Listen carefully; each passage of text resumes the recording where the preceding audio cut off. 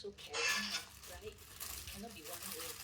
So I guess it's like you have to be extend your help when you can. When there are people who's in need, when you actually step up and do something for them as well, so that people can witness, that you have, certain integrity and also, yeah, that basically I would say that you have been kind towards others as well, right? Yeah, which is something that you ended off your letter to your yourself with, right?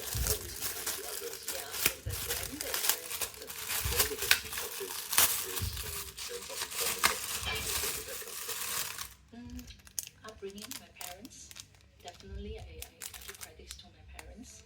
Then obviously, I think, faith, right? And you're surrounded with good people, right? When you witness them, right? Then you see what they do, right? I think that kind of influence you as well. Yeah. Yeah. Is it tough to be kind, especially when things are going against you? It's not easy.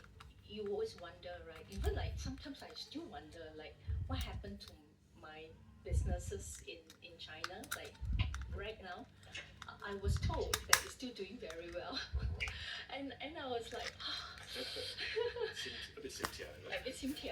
But the thing is that I also look back, right? I think that I'm also very proud that it's still doing well, which means that I did the right thing. So the foundations of the business was so strong that even though I'm not around, the business still carry on, right? Yeah, that's a very constructive, very healthy way Yeah. of looking at it.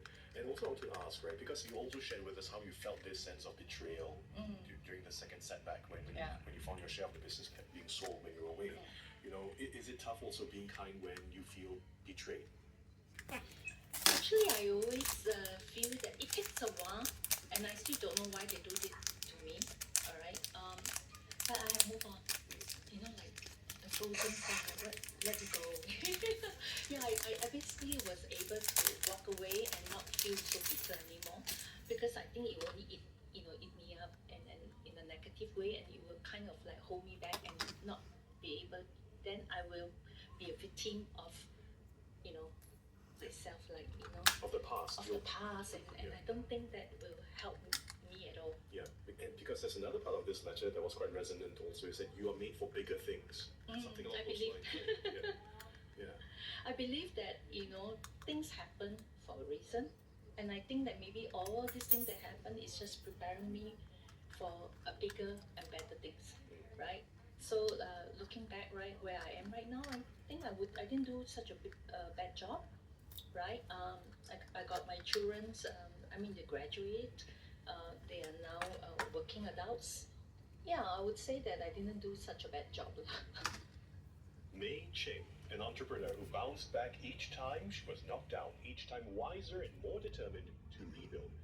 We hear from another guest when we continue on this highlights edition of A Letter to Myself. Stay with us on CNA 938. If you're on the roads right now, please be aware of an accident on